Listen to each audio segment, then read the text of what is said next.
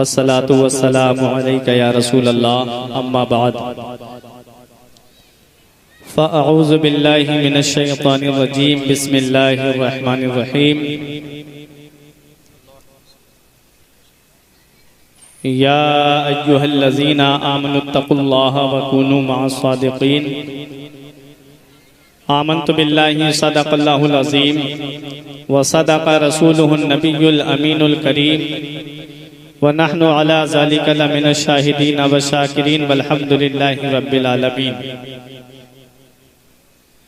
बंदे परवरदिगारम उम्मते खैरुल बरा, दोस्त दारे चार यारम अहले बैते मुस्तफ़ा, दाना ताबे हर बली पास बाए गौसना, मजहबे हनफिया दारम मसलके अहमद रजा।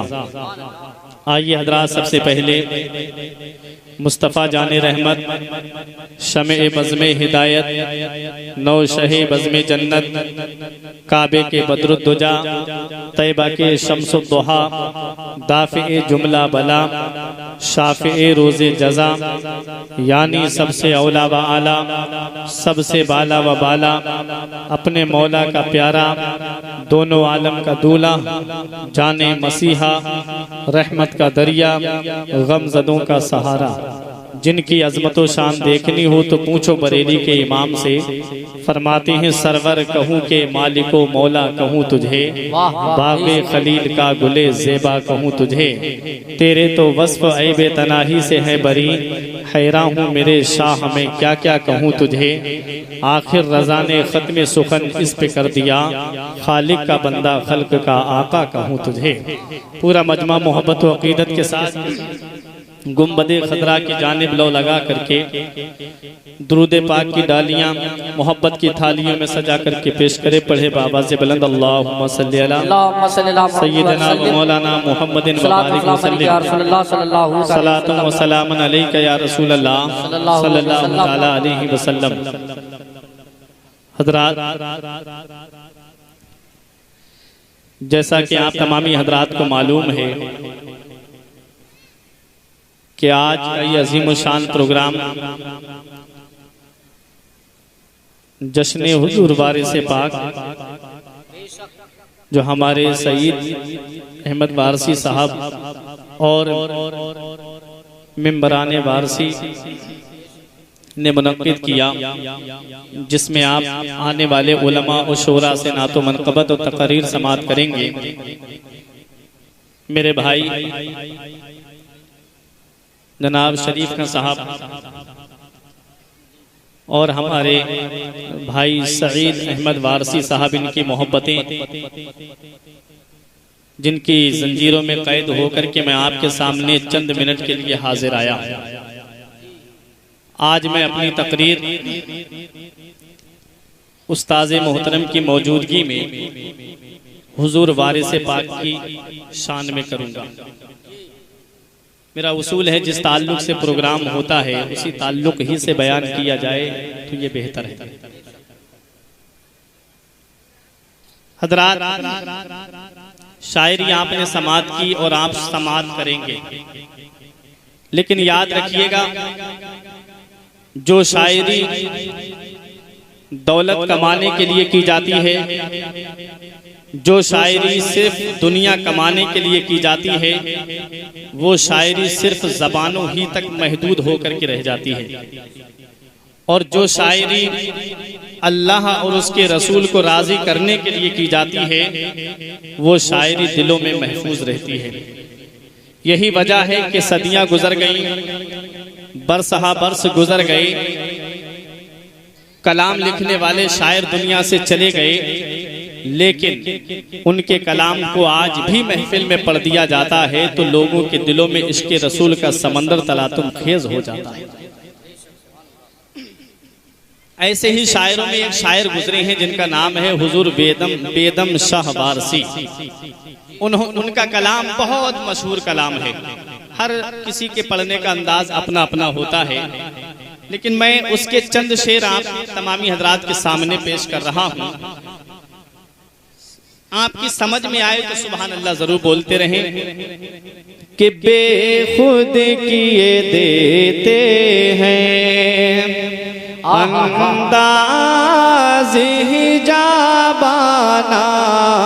बेखुद किए देते हैं, कि बेखुद किए देते हैं, अंदाज़ हिजाबाना आदिल में तुझे रख लूं, आदिल में तुझे रख लूं, ऐ जलवाए जानाना आदिल में तुझे रख लूं, ऐ जलवाए जानाना बेखुद किए देते हैं।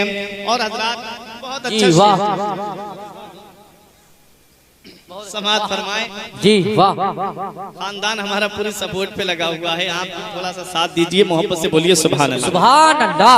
ये ऐसा कलाम है, इतना आपने सुना होगा कि मुझे यकीन है कि कुछ अशार तो आपको याद हो गए होंगे। इसके याद हो तो मेरे साथ मिलकर के पढ़ लें कि दुनिया में मुझे तुमने आका जब अपना बनाया है, दुनिया में मुझे तुमने जब अपना बनाया है, तो महशर में भी कह देना, महशर में भी कह देना, ये है मेरा दीवाना, महशर में भी कह देना, ये है मेरा दीवाना, आदिल में तुझे रख लूं। और हज़रात आशिकों की बात ही अलग होती है। क्या फरमाते हैं बेदम शाह वारसी कि जो तू है वही मैं हूँ, बस फर्क जरा ये है, जो तू है वही मैं हूँ, बस फर्क जरा ये है, तुम हुस्न के मालिक हो, तुम हुस्न के मालिक हो, मैं हुस्न का दीवाना, तुम हुस्न के मालिक हो, मैं हुस्न का दीवाना, आदिल में तुझे रख लूं। आखिरी शेर समात फरमाए जी शाद कि पीने को तो पी लूंगा, बस अर्ज़ जरा सी है, पीने को तो पी लूंगा, बस अर्ज़ जरा सी है, अजमेर का साकी हो, अजमेर का साकी हो, बगदाद का मैखाना, अजमेर का साकी हो, बेदम तेरी किस्मत में सजदे हैं उसी दर के, छूटा है न छूटेगा, छूटा है न छूटेगा, छूटा है न छूटेगा, संगे दर जाना छूटा है न छूटेगा। दुरूद पाक पढ़े। अल्लाहुम्मा सल्ली अला सय्यिदिना व मौलाना मुहम्मदिन व बारिक वसल्लम सलातु व सलामन अलैका या रसूलल्लाह सल्लल्लाहु तआला अलैहि वसल्लम। हज़रात, बढ़ गया है बिल यकीन उस शख्स का रुतबा शरीफ, बढ़ गया है बिल यकीन उस शख्स का रुतबा शरीफ जिसने देखा आपका चेहरा शरीफ। बढ़ गया है बिल यकीन उस शख्स का रुतबा शरीफ जिसने देखा आपका चेहरा शरीफ। और सारी दुनिया कह रही है वारिसे आलम पनाह, सारी दुनिया कह रही है वारिसे आलम पनाह, आपके आने से देवा हो गया देवा शरीफ। सारी दुनिया कह रही है वारिसे आलम पनाह, आपके आने से देवा हो गया देवा शरीफ। हज़रात हुजूर वारिसे पाक रजी अल्लाह ताला अन्हु के वालिद का नाम सैयद कुर्बान अली, आपकी वालिदा का नाम सैयदा सकीना, आपकी दादी का नाम सैयदा राहतुन निसा। आपका सिलसिला वालिद की तरफ से भी और वालिदा की तरफ से भी इमाम हुसैन रजी अल्लाह ताला अन्हु से मिलता है। आप हुसैनी सैयद हैं। आपकी पैदाइश सन हिजरी 1234 को होती है। 1234 को देवा शरीफ में आपकी विलादत होती है। हज़रात वारिसे पाक रजी अल्लाह ताला अन्हु किसकी नस्ल पाक से हैं, ये बात काबिल गौर है। चंद मिनट की गुफ्तगू आप हज़रात समाअत करें। बगदाद की सरजमीन ये इराक की राजधानी है। उस वक्त दो सरजमीनें ऐसी थी जिनका नाम बहुत दूर दूर तक मशहूर था, एक बगदाद और एक नीशापुर। बगदाद इराक की राजधानी है जहां पर मदरसा अहले सुन्नत निजामिया चलता था, जहां सरकार गौसे आजम ने तालीम हासिल की है। और नीशापुर की सरजमीन पे मेरे ख्वाजा गरीब नवाज ने इल्म दीन हासिल किया है। हज़रात बगदाद की सरजमीन को बर्बाद करने के लिए 8 सदी हिजरी में एक बर्बरी उठा था, एक तातारी उठा था जिसका नाम हिलाकू खां था। इसने ये कसम खाई थी कि मैं अपने घोड़े को मुसलमानों के खून में जब तक तैरा नहीं दूंगा तब तक चैन की सांस नहीं लूंगा। दूसरी कसम इसने ये खाई थी कि मैं बगदाद में मुसलमानों का इस तरह कत्लेआम करूंगा, इतना कत्लेआम करूंगा कि उनके सरों का मीनार बना करके सबसे ऊपर वाली खोपड़ी में जाकर के शराब पीऊंगा। इसने ये कसम खाई थी। बगदाद की सरजमीन को बर्बाद करने के लिए इसने लश्कर भेजा था। बगदाद की सरजमीन को ताराज करने के लिए इसका लश्कर जब बगदाद की सरजमीन की तरफ आ रहा था, उस वक्त बगदाद की सरजमीन पे एक शख्सियत थी जिनका नाम हजरत जाम रहमतुल्लाह अलैह था। हजरत जाम रहमतुल्लाह अलैह के पास में लोग आए, आकर के अर्ज करते हैं हुजूर बगदाद की सरजमीन को बर्बाद करने के लिए हिलाकू खां की फौज आ रही है, हुजूर हमें बर्बादी से बचाइए। तारीख बताती है कि जब जब परेशानियां आई हैं मुसलमानों के सामने, जब जब मुसीबतों ने घेरा है मुसलमानों को, जब जब परेशानियों ने घेरा है मुसलमानों को, तब तक ये अल्लाह के वली काम आए हैं, तब तक मदद करने के लिए अल्लाह के वली आगे आए हैं। रिवायत में आता है कि मुल्ला जाम रहमतुल्लाह अलैह के पास में लोग आए। मुल्ला जाम रहमतुल्लाह अलैह के पास में एक लकड़ी का कटोरा था। मुल्ला जाम रहमतुल्लाह अलैह ने कटोरे को पलट दिया, पूरा बगदाद निगाहों से गायब हो जाता है। हिलाकू खां की फौज इधर उधर घूमने के बाद में वापस चली जाती है, लेकिन बगदाद उन्हें नहीं मिलता है, बगदाद उनकी निगाहों के सामने नहीं आता है। वापस गई हिलाकू खां की फौज। हिलाकू खां ने पूछा कि कहां से आ रहे हो, क्या बगदाद को बर्बाद कर आए? बोले हमें बगदाद नहीं मिला। हिलाकू खां ने फिर दोबारा भेजा, लोग फिर मुल्ला जाम रहमतुल्लाह अलैह के पास आए, हुजूर फिर से हिलाकू खां की फौज आ रही है। मुल्ला जाम रहमतुल्लाह अलैह ने कटोरे को पलट दिया, पूरा बगदाद निगाहों से गायब हो जाता है। हिलाकू खां की फौज फिर वापस चली जाती है। तीसरी बार में हिलाकू खां खुद आता है, अपनी फौज को साथ में लेता है, अपने लश्कर को साथ में लेता है। बगदाद को बर्बाद करने के लिए हिलाकू खां की फौज आ रही है, बगदाद की सरजमीन को ताराज करने के लिए हिलाकू खां फौज के साथ में आ रहा है। लोग मुल्ला जाम रहमतुल्लाह अलैह के पास में फिर आए, हुजूर कुछ कीजिए वरना बगदाद बर्बाद हो जाएगा, हुजूर कुछ कीजिए, बहु बेटियों की इज्जत का मामला है। मुल्ला जाम रहमतुल्लाह अलैह कटोरे को पलटना चाह रहे थे, अल्लाह ने इल्हाम फरमा दिया और आप इरशाद फरमा दिया, ए मुल्ला जाम तुम्हारी बात को हमने 2 मरतबा माना था, लेकिन बगदाद वाले अपनी गुनाहगारी से बाज नहीं आए, बगदाद वाले अपनी अय्यारी से बाज नहीं आए, बगदाद वाले अपनी मक्कारी से बाज नहीं आए, बगदाद वाले गुनाह करने से बाज नहीं आए हैं। हमने 2 मर्तबा इन्हें मौका दिया था सुधरने का, लेकिन ये कौम सुधरने का नाम नहीं ले रही है। अब कटोरे को मत पलटिए, अब तो तुम्हें भी जामे शहादत इनके साथ में नोश करना है। हजरात, हिलाकू खां की फौज ने जब बगदाद की सरजमीन पे हमला किया था, बगदाद की सरजमीन को ताराज करने के लिए मुसलमानों का खून बगदाद की गलियों में बहाया गया था। हिलाकू खां ने जो कसम खाई थी कि मैं बगदाद में मुसलमानों के खून में अपने घोड़े को तैरा दूंगा, उसकी ये कसम पूरी हो जाती है। मुसलमानों के सरों का मीनार बनाया गया, उन सरों के ऊपर चढ़ करके हिलाकू खां ने शराब पी थी।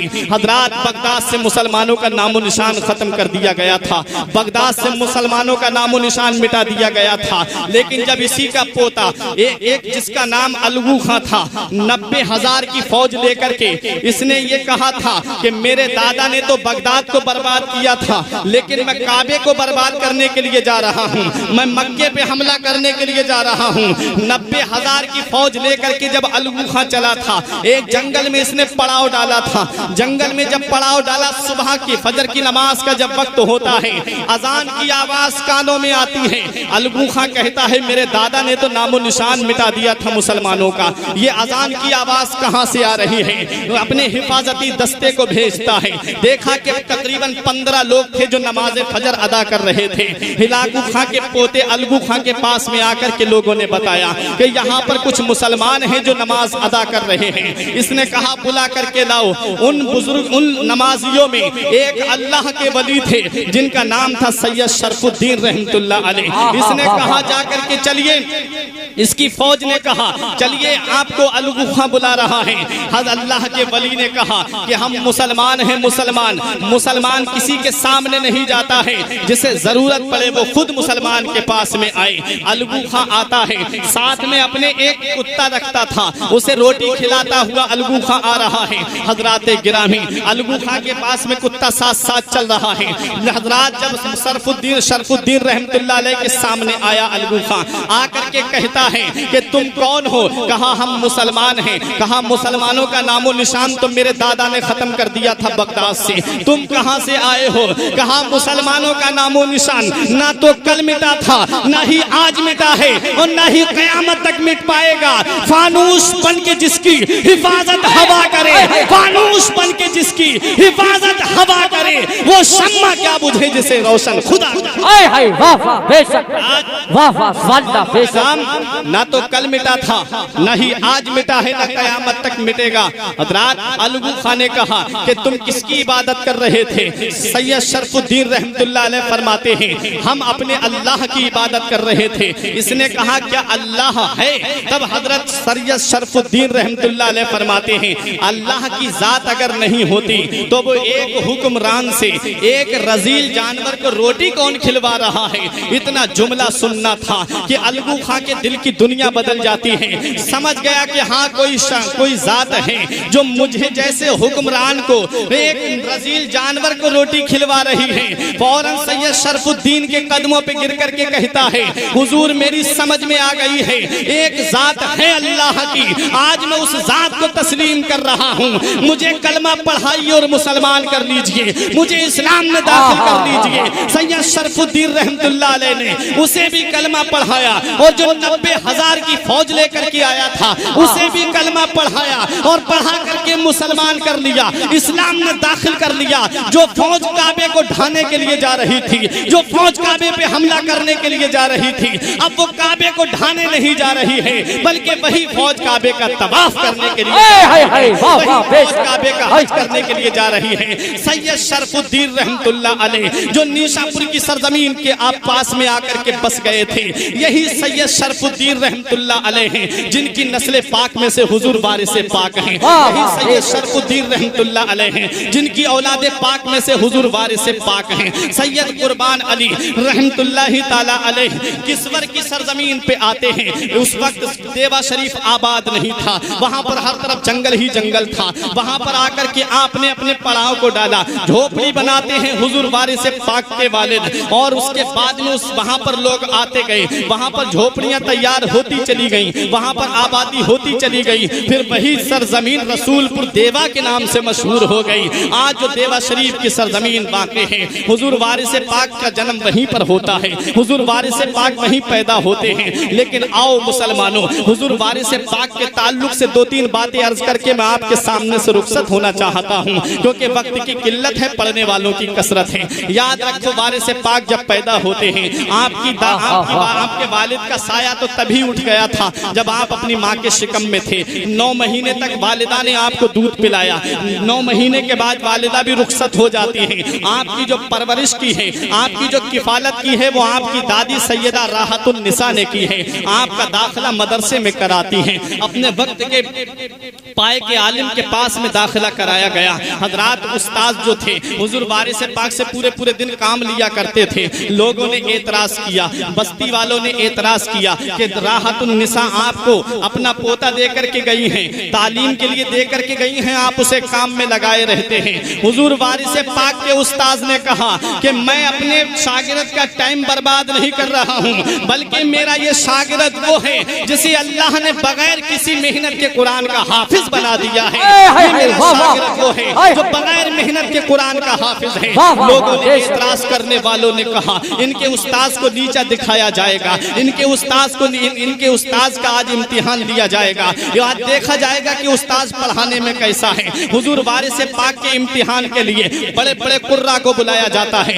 हुजूर वारिस पाक के इम्तिहान के लिए बड़े बड़े आलिमों को बुलाया जाता है। हुजूर वारिस पाक को बिठाला जाता है। उस्ताद भी बैठे हुए हैं, बड़े बड़े कारी बैठे हुए हैं, बड़े बड़े उलमा बैठे हुए हैं। हुजूर वारिस पाक से एक कारी ने कहा, बेटा जरा हमें कुरान तो सुनाओ। तुम्हारे उस्ताद ने इतना बड़ा दावा किया है कि मेरा शागिर्द वो है जो कुरान को 7 लहजों में पढ़ता है। किरात सबा का पूरा कोर्स मेरे शागिर्द को आता है, बेटा जरा सुनाओ तो सही। हुजूर वारिस पाक ने जब मिस्री लहजे में कुरान की तिलावत करना शुरू की, ऐसा लग रहा था हवाएं रुक करके तिलावत सुन रही हो, परिंदे रुक करके तिलावत सुन रहे हो, दरिया का पानी रुक करके तिलावत सुन रहा हो। वो वारिस पाक रजी अल्लाह तआला अन्हु की शान है, और शान भी क्यों ना हो, क्योंकि कुरान की वो शान है कि जहां कुरान पढ़ा जाता है वहां जमीनी मखलूक तो सुनती ही है, आसमान से फरिश्ते भी कुरान की तिलावत सुनने के लिए आते हैं। याद रखो मुसलमानों, वारिस पाक रजी अल्लाह तआला अन्हु कुरान सुनाते हैं, तमाम लोग गम बखुद होकर के वापस चले जाते हैं। हुजूर वारिस पाक रजी अल्लाह तआला अन्हु आप जब 14 साल के होते हैं तब आप हज करने के लिए गए थे।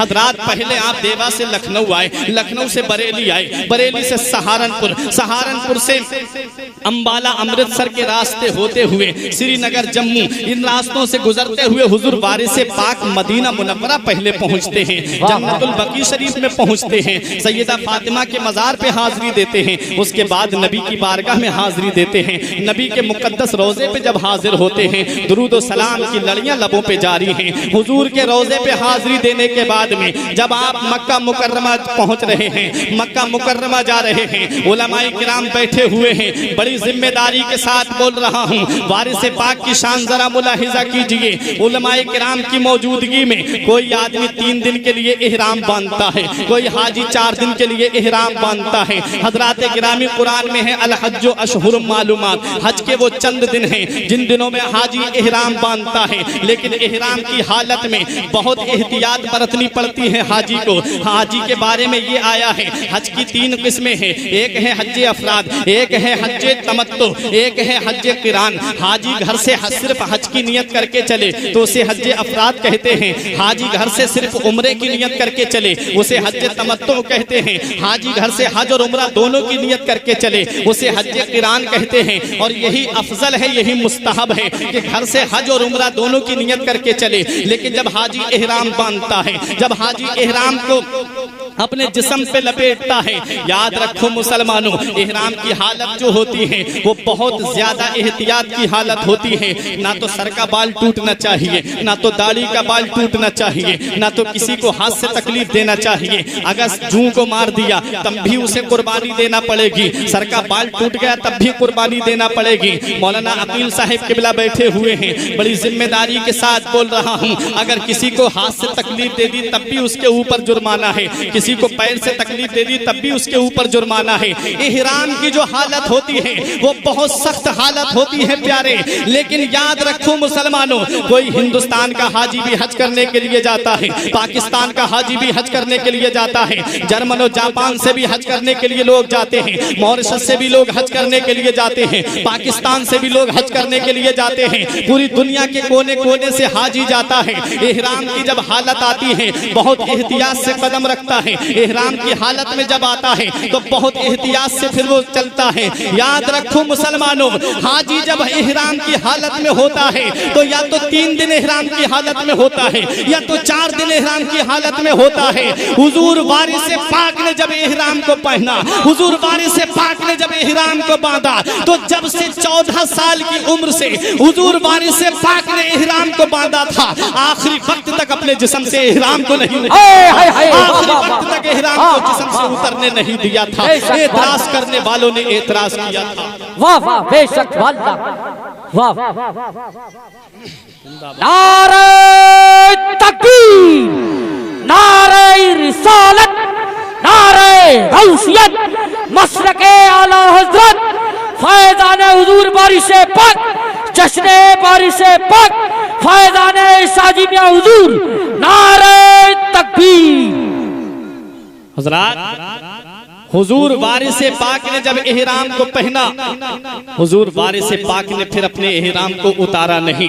हुजूर वारिस पाक काबे का तवाफ कर रहे हैं तब भी इहराम की हालत में हैं, सफा मरवा की दौड़ लगा रहे हैं तब भी इहराम की हालत में हैं, मिना में कुर्बानी कर रहे हैं तब भी इहराम की हालत में हैं, रमी जिमार कर रहे हैं, शैतान को कंकरी मार रहे हैं तब भी इहराम की हालत में हैं। हुजूर वारिस पाक रजी अल्लाह ताला अन्हु मुज़दलिफा में है तब भी इहराम की हालत में है, मैदान अराफात में है तब भी इहराम की हालत में है, मताफ में है तब भी इहराम की हालत में है, चाहे जमजम पे है तब भी इहराम की हालत में है, मस्जिद हराम में है तब भी इहराम की हालत में है। इहराम की हालत में हुजूर वारिस से पाक हैं और उसी हालत में आप अपने वतन वापस आते हैं। एतराज करने वालों ने एतराज किया था, सवाल करने वालों ने सवाल किया था। एतराज करने वाले उस जमाने में भी थे, मोतरिज उस जमाने में भी थे और लोगों ने आकर के ये एतराज किया था कि हुजूर इहराम की हालत जो है वो तो मक्के में है, आप यहाँ भी इहराम को बांधे रहते हैं, यहाँ पर इहराम बांधने की वजह क्या है? इहराम तो यहाँ पर बांधना कोई जरूरी नहीं है। तब हुजूर वारिस पाक रजी अल्लाह ताला अन्हु से जब सवाल किया था मोतरिजीन ने, हुजूर वारिस पाक जवाब देते हैं, अरे मेरी निगाहों के सामने हर वक्त काबा रहता है, काबा मैं जब भी निगाह उठाता हूँ काबा मेरी निगाहों के सामने रहता है। एक हुजूर का शहजादा ये है जिसकी निगाहों के सामने काबा रहता है और एक लाडला वो है जिसके दीदार को खुद काबा चला आता है।